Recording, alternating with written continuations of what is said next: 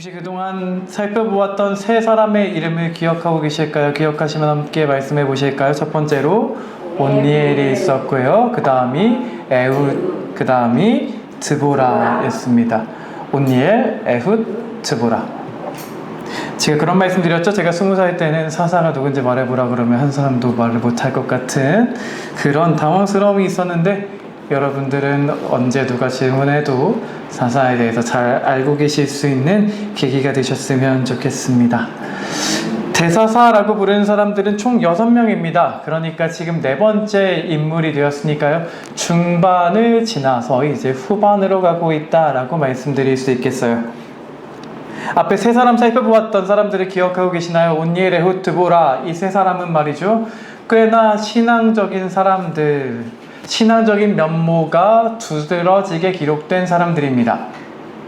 그렇게 신앙적으로 어떤 흠을 찾을 수 있는 기록을 두지 않으셨던 사람들이었던 반면에, 오늘 기드온에서부터 시작되는 나머지 세 사람은 신앙적인 흠이 기록되어 있어요.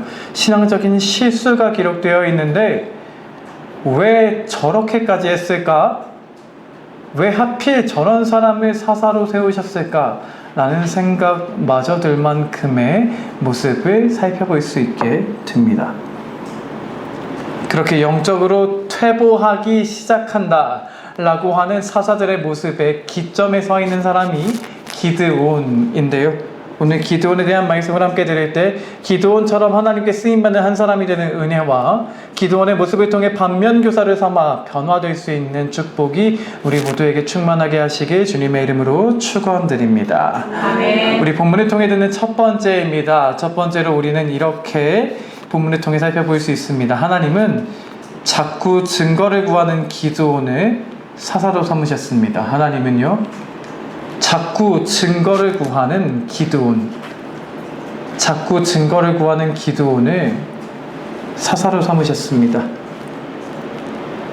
기드온은 자꾸 증거를 구하는 사람이었는데, 이런 사람을 사사로 삼으셨다는 것을 우리는 가장 먼저 살펴볼 수 있게 됩니다. 오늘 6장 17절 말씀을 한번 같이 읽어보실까요? 본문 6장 17절.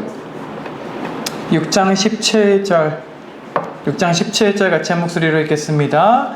기드온이 그에게 대답하되, 만일 내가 주께 은혜를 얻었사오면 나와 말씀하신 이가 주 되시는 표징을 내게 보이소서. 아멘. 기드온을 조금이라도 들어보셨다면 아마 이런 표현이 익숙하실 겁니다. 기드온과 300용사라는 표현 말이에요. 기드온을 이야기할 때 가장 두드러지게 우리가 주목하고 이야기하고 나는 것은 그 전투입니다.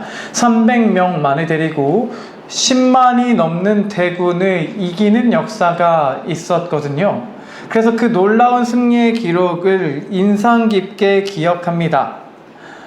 하지만 그렇다면 우리가 여기서 기드온은 그렇게 놀라운 승리를 경험할 만큼 믿음이 좋은 사람이었을까라고 질문해 본다면, 저는 성경의 내용을 통해 그건 아니다라고 말할 수 있을 것 같습니다.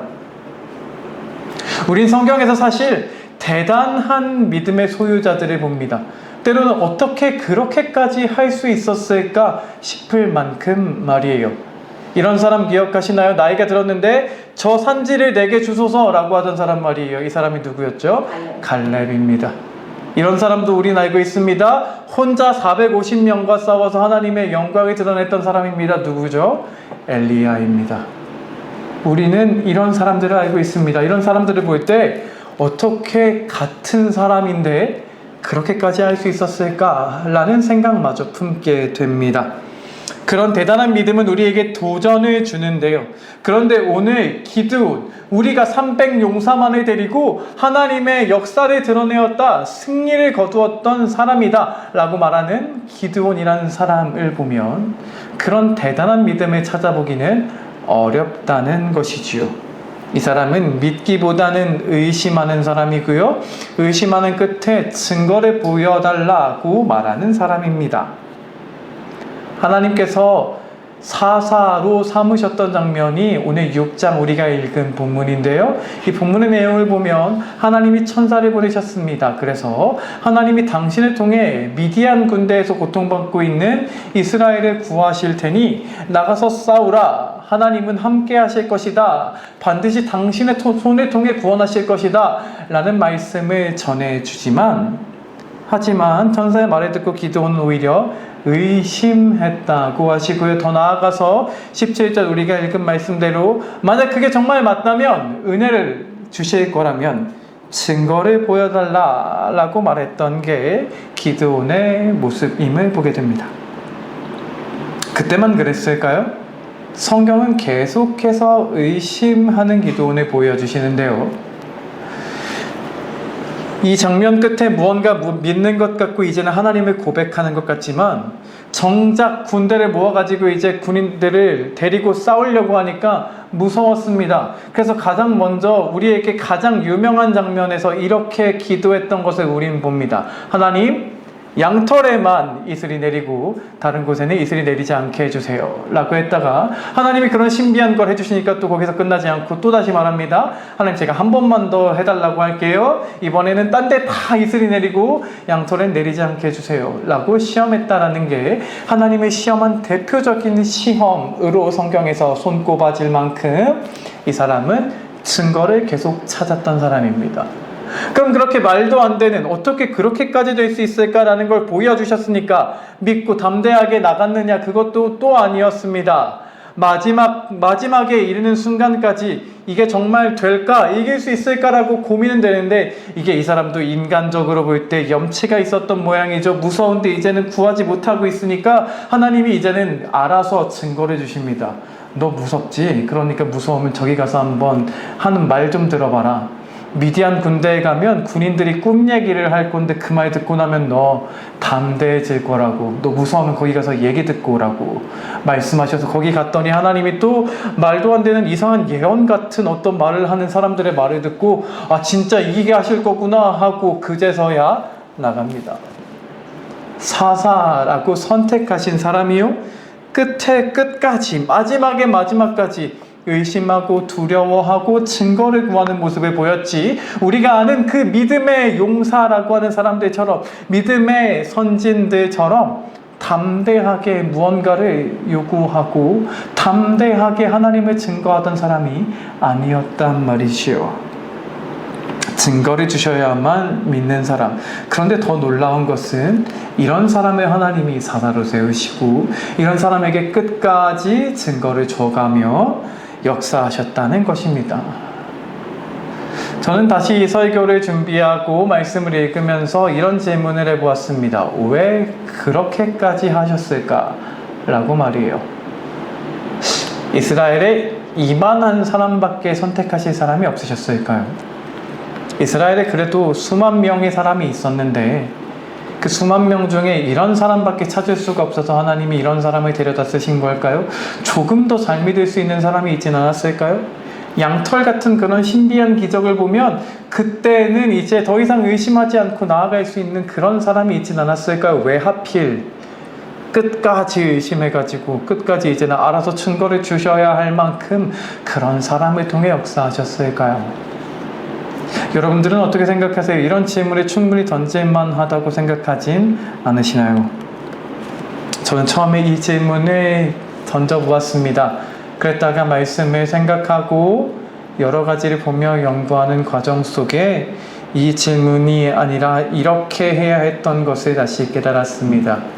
이렇게 질문을 던질 것이 아니라 이 사람과 똑같은 나의 모습을 발견해야 했구나 라고 말이에요. 믿는다고 말하다가도 믿지 못하는 모습, 누구보다 열심히 다할 것처럼 결심했다가도 다시 똑같이 의심하는 모습, 오늘 찬양하면서도 의심으로 가득 차 있다는 가사가 있던데 말이죠.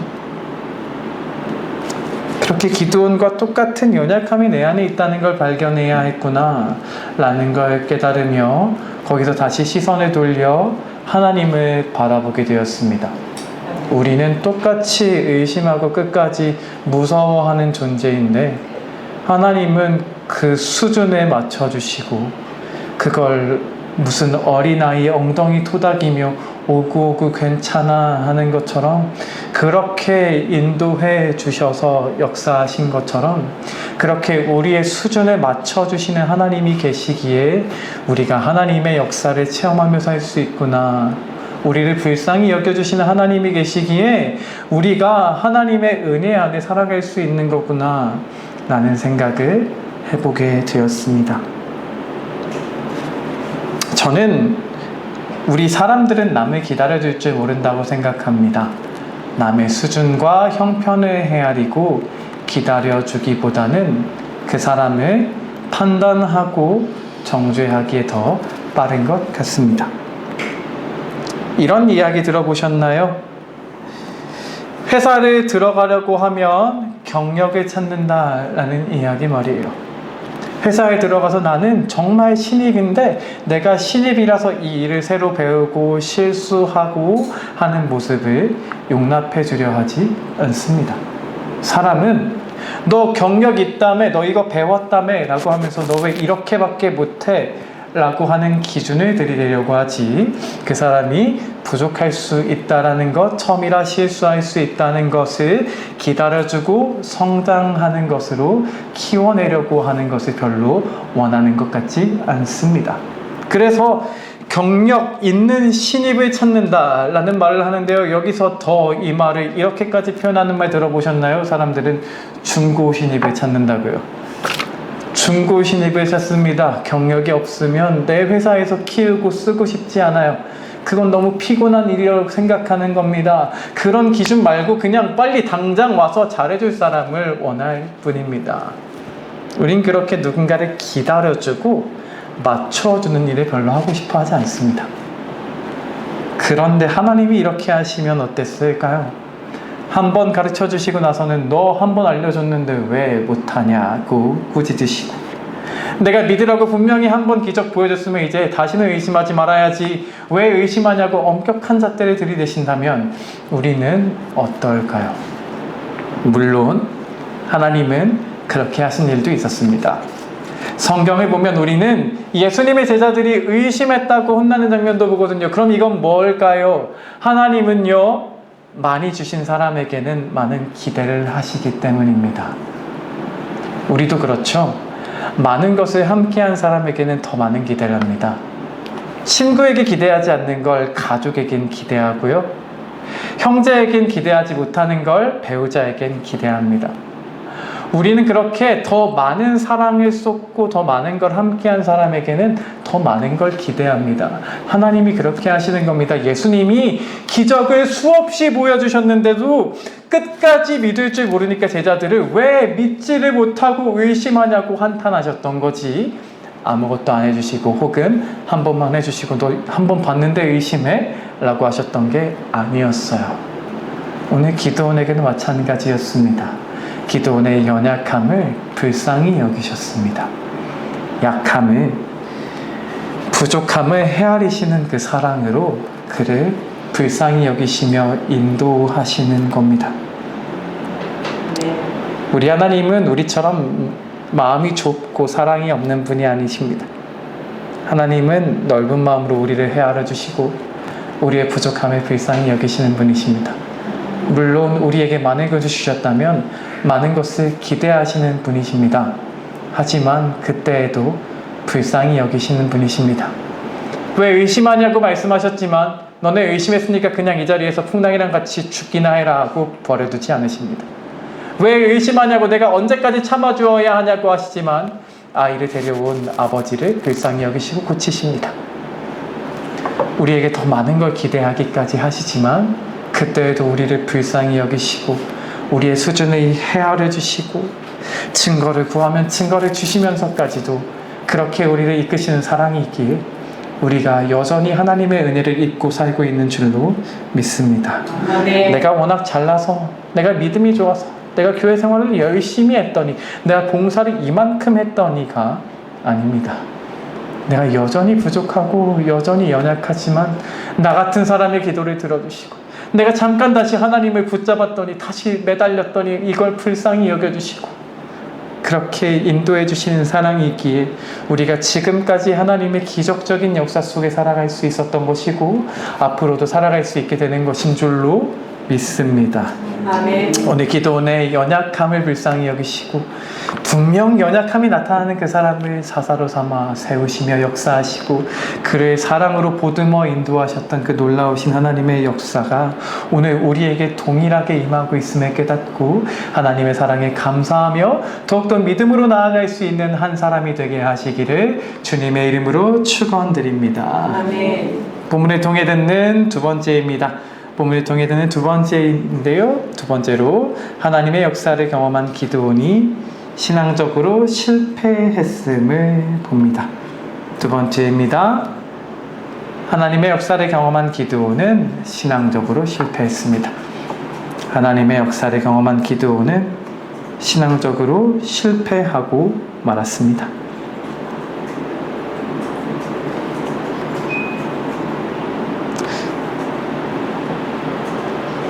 잘 알려진 기드온의 전투로부터 다시 한번 시작해 봅니다. 기드온의 전투를 자세히 이 시간에 다루지는 못하겠지만 하나님의 놀라운 역사가 있었습니다. 그래서 300명만을 가지고 13만 5천 명이라고 하는 대군을 이겼는데 심지어는 싸울 필요도 없이 자중질환이 일어나서 자기들끼리 알아서 싸우다가 죽고 도망하는 일이 죽은 사람만 12만 명이 되고 15,000명이 꽁지를 빼며 돌아갔다 도망쳤다는 기록을 하십니다.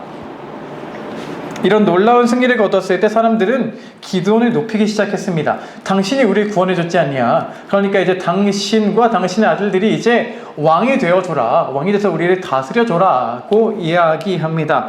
그렇게 전쟁을 통해 놀라운 역사를 경험했지만 사람들은 기드온을 높이고 있었는데요. 그때에 기드온을 높이는 그 말을 들은 기드온 본인은 하나님을 높이는 말을 하기 시작합니다. 기드온의 대답을 한번 제가 읽어드릴 건데요. 사사기 8장 23절을 제가 한번 읽어드리겠습니다. 기드온의 대답입니다. 기드온이 그들에게 이르되 내가 너희를 다스리지 아니하겠고 나의 아들도 너희를 다스리지 아니할 것이요 여호와께서 너희를 다스리시리라 하니라. 아멘. 아멘. 당신이 노력했고 당신이 잘한 거 아니냐, 당신이 잘났으니까 이제 당신이 왕이 되라 라고 말하는 앞에서 내가 아니라 하나님이 왕이 되셔야 한다. 이게 얼마나 아름다운 고백인가요? 기도는 그 순간만큼은 신앙적이었던 것 같습니다. 적어도 그 순간만큼은 하나님을 더 높였던 것 같습니다. 그렇게 하나님의 역사를 체험하면서 하나님의 이름을 말할 수밖에 없게끔 만드신 전쟁이었습니다. 하나님이 하신 게 아니었으면 이게 이런 일이 있을 수가 없다는 것을 깨닫게 만드신 전쟁이었던 거예요. 그런데 그렇게 멋진 승리를 거두었으면 우리 지금까지 본 사사에 대한 말씀은 어떻게 끝이 났나요? 전쟁을 하고 나서요, 기드온이 사는 동안, 에훗이 사는 동안 몇 년 동안 평화가 찾아왔다, 이스라엘이 몇 년 동안 평화로웠다, 이렇게 끝나야 이전과 동일한 패턴일 겁니다. 그런데 성경이 말이죠, 23절에 그렇게 놀랍게 고백까지 했으면 여기서 끝나면 될 것 같은데 그런 말씀을 들려주지 않으시고요, 우리가 알던 그 기록은 28절에 가 있습니다. 기드온이 사는 40년 동안 그 땅이 평온하였더라. 그런데 기드온에 대한 얘기가 또 여기서 끝나지도 않고 죽은 후의 얘기까지 35절까지 이어서 들려주시는 게 오늘 본문의 특징입니다. 그러니까 성경이 말이죠, 이전에는 하나님의 놀라운 구원의 역사와 그로 인해 얻게 된 평화만을 주목하게 하셨는데 이제는 지금 기드온에게는 그것만 주목할 것이 아니라 더 바라보아야 할 점이 있음을 자세하게 기록하고 계시는 거예요. 우리는 여기에 주목해 보아야겠습니다. 여기에 바로 기드온의 실수가 담겨 있기 때문입니다. 여기서 우리는 두 가지 실수, 기드온이 했던 두 가지 신앙적인 실수를 발견할 수 있는데요. 첫 번째 실수를 한번 본문 8장 27절을 통해 보시겠습니다. 8장 27절에 나온 기드온의 첫 번째 실수입니다. 첫 번째 실수를 8장 27절을 같이 읽으며 한번 살펴보겠습니다. 8장 27절의 말씀입니다. 같이 읽겠습니다. 기드온이 그 금으로 에봇 하나를 만들어 자기의 자기의 성읍 오브라에 두었더니 온 이스라엘이 그것을 음란하게 위함으로 그것이 기드온과 그의 집에 올무가 되니라. 아멘. 분명히 우리가 아까 보았던 제가 읽어드렸던 23절의 말은 신앙적이었어요.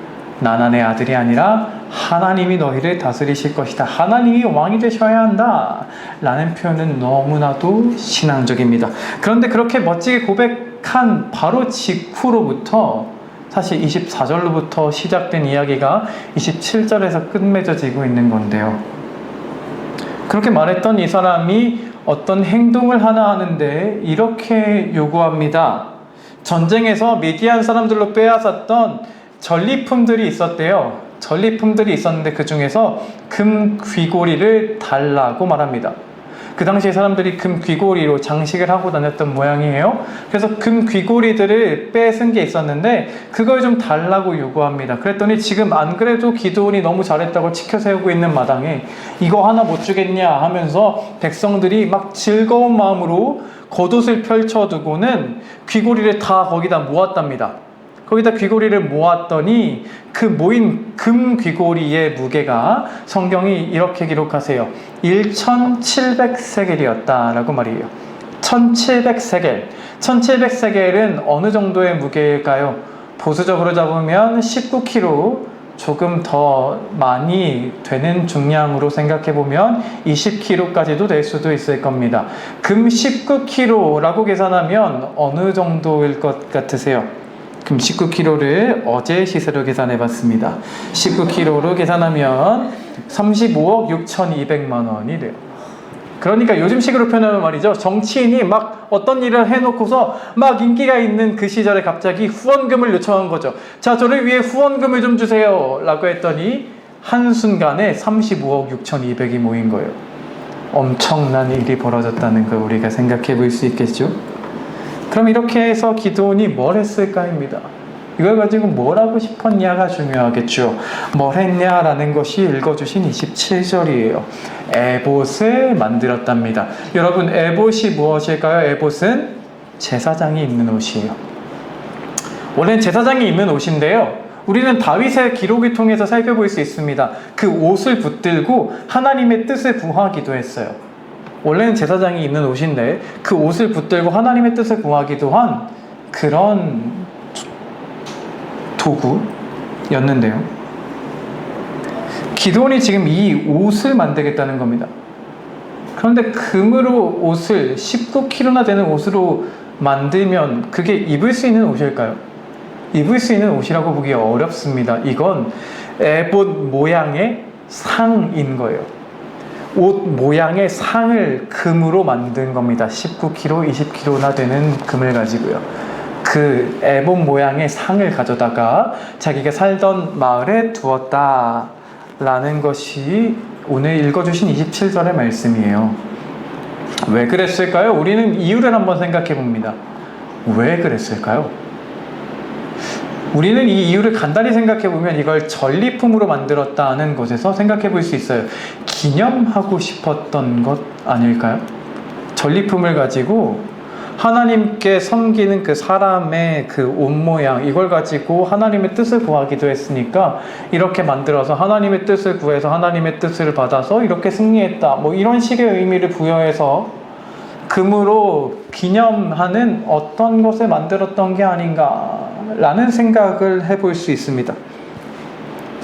그러니까 지금 이런 생각을 하는 이유는 의도가 적어도 이게 처음부터 나쁜 의도는 아니었을 것 같다는 거예요.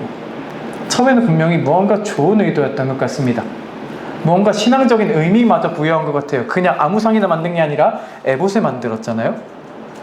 그리고 남들이 시키지 않고 하려고 하지 않았던 일을 자기가 나서서 하려고 했다는 데에서 우리는 이 사람이 남들이 가지지 않은 열심과 열정으로 일을 했다고도 평가해 줄 수 있을 겁니다. 그런데 이것이 문제였습니다. 분명히 처음에는 무언가 신앙적인 의도였던 것 같고요. 무언가 열심도 있었던 것 같은데 말이죠. 이것이 27절에 이렇게 표현하세요. 사람들이 음란하게 위하는 것이 되었다.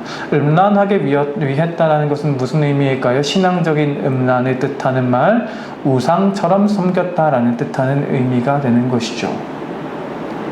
기드온이 처음부터 나빴던 것 같진 않습니다. 그런데 사람들이 이것을 우상처럼 신상으로 섬기기 시작합니다. 그러니까 기드온은 평가를 더 엄격하게 해보자면 의도는 선했을지 모릅니다. 하지만 하나님은 뭐라고 말씀하셨나요? 아무 형상이든지 만들지 말라고 말씀하신 하나님이셨는데 그것에 위배되는 분명히 말씀과 하나님의 뜻과는 맞지 않는 일이었고 그것이 결국 이스라엘 사람들이 우상 숭배를 만드는 시발점이 되었다는 것이지요. 우리는 기드온의 첫 번째 실수를 통해 배워야 합니다. 내가 아무리 선한 의도와 열정을 가지고 행동하더라도 하나님 앞에서는 심지어 죄가 될 수도 있다는 사실을 믿으시기 바랍니다. 기드온이 처음부터 악했던 게 아닙니다. 기도는 선하고 신앙적인 의도로 시작했던 겁니다. 그런데 그것이 하나님의 뜻과 반했습니다. 이런 실수가 우리에게도 있을 수 있다는 것입니다. 다른 사람을 전도하기 위한 선한 목적으로 내가 이걸 한다 라고 하는 선한 목적이 있을지라도 그것이 하나님의 뜻과 반대될 수도 있고요. 내가 하나님을 찬양하기 위해 내가 교회를 위해 이렇게 하는 거다 라고 해도요, 내 선한 의도와 열정과는 다르게 하나님의 뜻과 반대될 수도 있다는 것을 깨달아야 하는 것입니다. 사실 무언가를 하겠다는 말은 대단히 열정적인 말입니다. 그래서 말이죠, 이런 열정이 누구나 신앙인이라면 다 있는 게 아니기 때문에 교회 안에서 누가 저 이런 것 좀 하고 싶어요, 저 이렇게 해볼게요, 이렇게 하면 전도도 할 수 있지 않을까요? 저 이런 찬양도 해보고 싶어요, 이렇게 교회를 위해서 할 수 있지 않을까요? 라고 하는 말을 하면 그 열정적인 모습은 장려해주고 권장해 주어야 하는 것으로 의뢰 생각하곤 합니다.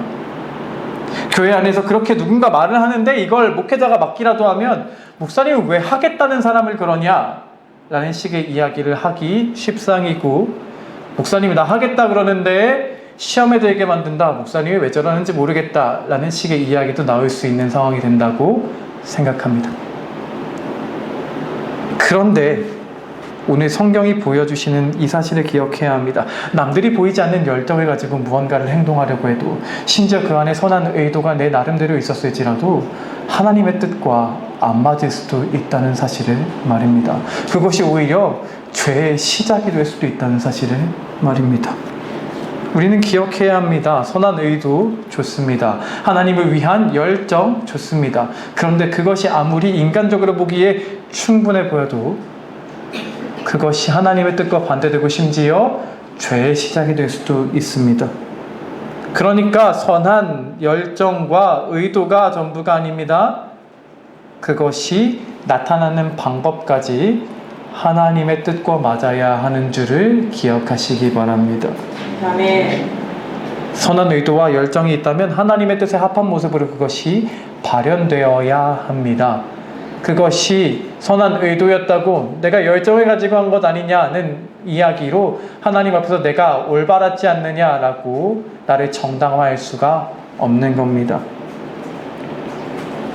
사랑하는 우리 정문교회 성도님들 모두가 선한 의도와 열정만을 가지고 행동하다 어리석은 행동을 하게 되는 미숙한 사람이 아니라 하나님의 뜻을 언제라도 구하고 그 뜻만 따를 줄 아는 더 성숙한 신앙의 사람이 다 되게 하시길 주님의 이름으로 축원드립니다.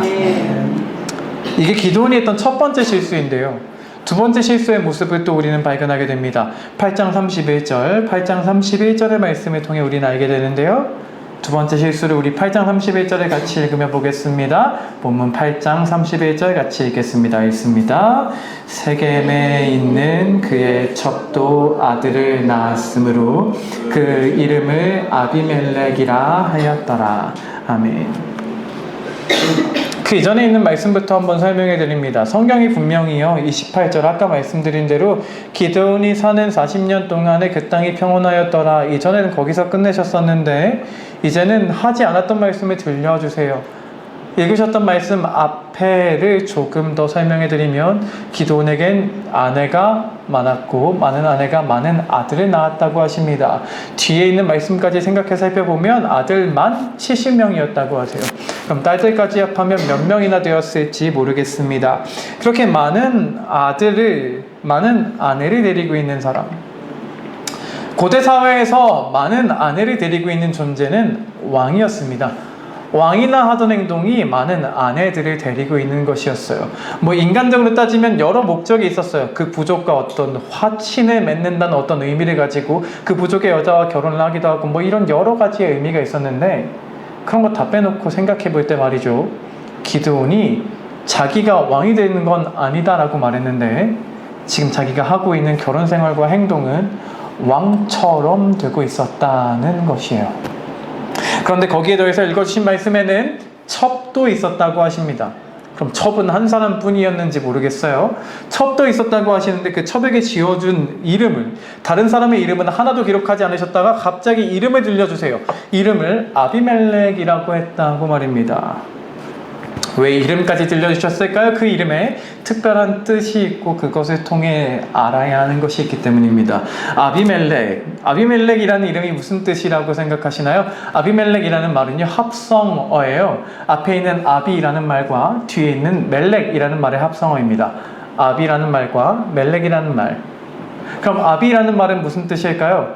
이건 우리말이랑 아주 비슷해요. 아비라는 말은 아버지예요. 네, 아버지인데 그냥 아버지가 아니고 내 아버지입니다. 아비라고 히브리어로 하면 내 아버지예요. 그럼 멜렉은 무슨 뜻일까요? 멜렉이라는 말 들어보신 적 있나요? 왕입니다. 왕. 그러면 아비멜렉은 무슨 뜻이 되는 이름이냐면요, 내 아버지는 왕이다 라는 이름이 되는 거예요. 그러니까 이 기드온이라는 사람이 첩이 낳은 아들에게 이름을 붙여주면서 너네 아빠는 왕이야, 너는 왕의 아들이야 라고 했다는 게 오늘 아비멜렉이 되는 겁니다. 후에는 이 아비멜렉이라는 사람이 내 아빠가 왕이고 내가 왕의 아들이다, 내가 왕이 돼야 된다는 행동을 하며 사사시대에 아주 분란을 일으키는 인물이 되고 마는데요. 그러니까 오늘 본문이 굳이 이 이후의 일을 왜 들려주셨느냐? 분명히 기드온이 말로는 하나님이 왕이 되셔야지 라고 말했는데 속으로 행동하는 그 모습은 내가 잘났지 라고 하면서 왕처럼 아내를 거느리고 심지어 자녀에게 너네 아빠 왕이야, 넌 왕의 아들이야 하던 사람이었다라고 보여주시는 겁니다. 그럼 여기서 또 질문해보고 생각해보고 싶습니다. 기드온은 언제부터 그랬을까? 라고 말이에요. 물론 우리는 여기서 하나님께서 해설해 주신 것이 없기에 그 심리에 대해서 우리는 알 수 있는 것이 없습니다만 추측해 볼 수는 있는 방법이 두 가지가 있어요. 한 가지는, 첫 번째는 적어도 고백할 때만큼은, 하나님이 왕이 되셔야 한다고 고백할 때만큼은 원래 선했다가 가면 갈수록 교만해져서 이런 지경에 이르렀다라고 할 수 있는 게 하나의 방법이고, 또 하나의 방법은 그때 말할 때도 말로는 거창하게 신앙적인 말을 했지만 속으로는 내가 좀 잘났지, 내가 잘했지, 그치, 내가 왕이 되는 게 맞지 라는 생각이 있었는데 그렇게 말할 수가 없어서 신앙적인 척 말을 했다가 그 뒤로는 행동을 왕처럼 하며 살았다라는 두 가지 방법으로 말이에요. 어떤 방법이 조금 더 맞는 추론이 될까요? 물론 정확하게 알 수 있는 건 아니고 하나님만 아시겠습니다만, 우리가 살펴본 대로 아까 그런 말을 하고서도 바로 뒤에 이어서 신상을 만들었던 그 행동에서 미루어 볼 때, 여러 가지로 생각해 볼 때 우리는 아마 처음부터 고백을 하긴 했으나 그렇게 할 수밖에 없는 상황이라고 생각해서 하긴 했던 그 마음에 온전히 하나님만 인정하는 마음이 있었던 것이 아니라 이미 교만이 싹트고 있었고, 그 교만이 결국 이렇게 발현되었다. 처음부터 그 사람이 그러니까 위선적으로 말했던 것 뿐이었고 그 사람의 교만은 행동으로 다 드러났다는 것을 보여주신다고 하는 것이 옳을 것 같습니다. 우린 이 두 번째 실수에서 함께 배우기를 원합니다. 겉으로만 그럴싸하게 신앙적인 말을 하기만 하면 되는 게 아니라는 사실을 다시 한번 기억하시기 바랍니다. 우린 이미 신앙적인 표현에 익숙한 사람들입니다. 제가 한 게 아니에요. 하나님이 해주셨죠. 하나님 은혜예요. 하나님이 해주셨어요. 어떻게 이렇게 놀라운 일이 일어났는지 몰라요. 나를 낮추고 하나님을 높이는 표현 이미 우리에게 익숙합니다. 그런데 정말로 그렇게 말하고 있는 우리의 마음 모든 부분이 하나님만 인정하고 있는 것일까? 라고 생각해보면 우리에게도 기도원과 같은 실수가 있을 수 있다는 것입니다. 마음 안에는 내가 잘났다, 내가 했다는 교만함이 있으면서도 하나님이 해주셨죠 하는 식으로 하는 모습, 속에는 교만한 모습이 있는데 겉으로만 신앙적인 척 나를 꾸며내며 위선을 떨며 살아가는 모습 말이지요. 사랑하는 여러분, 우리가 신앙적인 언어에 익숙해졌다고 해서 위선을 행하는 사람이 되지 않기를 간절히 소원합니다. 네. 마음으로 하나님을 인정하고 진심으로 하나님만을 높일 수 있는 사람이 되어야 하는 줄을 믿으시기 바랍니다. 오늘 함께 들은 말씀을 이렇게 한번 따라해 주시면서 맺어보면 좋을 것 같아요. 제가 한번 하는 말을 한번 따라해 주시면 좋겠습니다. 같이 한번 따라해 주실까요? 기적을 경험하는 것보다 그 이후의 모습이 더 중요합니다. 아멘. 오늘 우리가 기억하고자 하는 한마디의 마무리는 이것입니다. 기적을 경험하는 것보다 그 이후의 모습이 더 중요합니다. 기도원은 분명 하나님의 기적적인 역사를 경험한 사람이었어요. 어떻게 이런 일이 있었을까 싶은 그 놀라운 역사의 주인공이 되게 하신 사람입니다. 그렇다면 아름다운 신앙의 기록으로 끝났으면 좋았을 테지만 실수하고 타락하는 사람이 되었을 뿐입니다. 나름대로의 의도와 열정이 있었지만 그건 하나님의 뜻에 맞지 않아 죄의 시발점이 되었고, 입으로는 하나님을 고백하나 마음으로는 교만하게 행동하는, 그 행동에서 그 마음의 본심이 드러난 사람이었습니다. 사실 성경의 이야기를 조금 더 기억하신다면 이것은 아실 줄 압니다. 하나님이 왜 300명만 남기셨는지를 기억하시나요? 하나님은 왜 300명만 남기시는지를 이렇게 말씀하십니다. 이 일이 있고 나서 너희가 했다고 자고할까 봐 더 숫자를 줄인다고 말씀하셨어요. 처음에 모였던 사람들이 수만 명이 되었어요. 수만 명 대 10만이 넘는 사람으로도 충분히 훌륭한 전투를 치렀다고 말할 수 있을 것 같은데, 하나님이 숫자를 극단적으로 줄이셨던 이유가 교만할까 봐였어요. 그런데 그렇게 기적적인 역사를, 인간적으로 말도 안 되는 역사를 보여주셔도 결국 일어났던 일이 교만이라는 겁니다. 그러니까 사람은 얼마나 기적적인 역사를 경험하는지를 우리는 자꾸 주목합니다. 사실 우리가 원하는 건 기적적인 역사예요. 그게 나타나냐 아니냐를 가지고 하나님이 진짜 이렇게도 해주시네 라고 거기에 주목하고, 하나님이 이렇게 해주실 때만 나를 사랑해 주시는 것처럼 착각하기까지 하는데, 그런데 그렇게 해주신다고 되는 게 아니란 말입니다. 그렇게 해주신들, 기적적인 역사를 해주신들 그 안에 싹 트는 게 교만이라는 것을 우리에게 다시 신랄하게 보여주시는 겁니다. 사랑하는 여러분, 여러분들은 그렇다면 어떤 하나님의 기적을 체험해 보셨나요? 사실 제가 일부러 짠 것도 아닌데 하나님의 말씀이라는 게 참 신기하죠. 이번 주에 우리가 정원순 전도사님이 그 기적적인 수술이 잘 되는 역사를 경험을 함께 하고 나서 이런 말씀을 듣게 하셨는데요.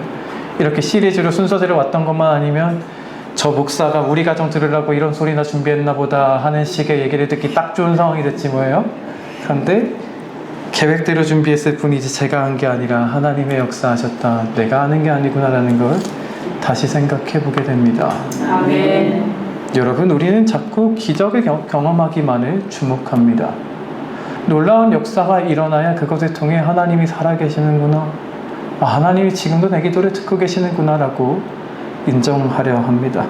그런데 그것만에 집중하는 우리가 다시 기억해야 합니다. 기적을 경험하는 것보다 그 이유가 더 중요한 줄을 믿으시기 바랍니다. 신앙은요, 고난에 무너지는 게 아니라 성공에 무너지는 것입니다. 괴롭고 힘들면 신앙이 무너지기도 하지만 오히려 강해집니다. 하나님을 괴로워서 붙들고요, 힘들어서 붙듭니다. 너무나 의지할 데가 없어서 하나님을 붙드는데요, 성공이 신앙을 무너뜨리는 겁니다. 잘 되면 하나님을 붙들려 하지 않습니다. 잘 되면 나오던 눈물이 나오지 않고요, 잘 되면 간절했던 기도가 나오지 않습니다. 수술 전에는 간절하게 기도했다가 수술 후에는 간절함이 나오지 않는 거고요. 힘들 때는 간절했다가 조금 편해지면 기도하기가 귀찮아집니다. 그런 사람의 마음에는 기적을 통해 교만이 나도 모르게 자라는 겁니다. 교만이 자라서 내가 기도했어. 내가 이렇게 해서 그래. 나 이렇게 열심히 했거든. 내가 평소에 교회에서 열심히 했더니 이렇게 겉으로는 하나님의 은혜예요 라고 하지만 위선까지 떨어가며 교만해지는 게 우리인 것입니다. 그런데 여러분, 우리가 기도원 같은 실수를 범하지 않기를 원합니다. 상황에 따라 변하는 사람이 아니라 신실한 사람, 언제라도 상황과 상관없이 변함없는 신앙을 가지는 사람이 되어야 하는 줄을 믿으시기 바랍니다. 그것이 우리가 붙들고자 했던 충성스러움이지요. 사랑하는 정문교회 성도님들 모두가 고난이 찾아오든 기적적인 역사가 나타나든 그저 언제든지 신실하고 진실한 모습으로 하나님을 간절하게 붙들고 하나님을 신뢰하며 하나님께만 의지하는 모습으로 믿음으로 살아갈 수 있는 하나님의 사람들이 다 되게 하시기를 주님의 이름으로 축원드립니다. 오늘 드린 말씀을 기억하면서 신실하고 진실한 신앙인이 되게 해달라는 기도의 고백으로 함께 찬양하고 마쳤으면 좋겠습니다. 우리 함께 준비해드린 악보로 찬양합니다. 신실하게 진실하게.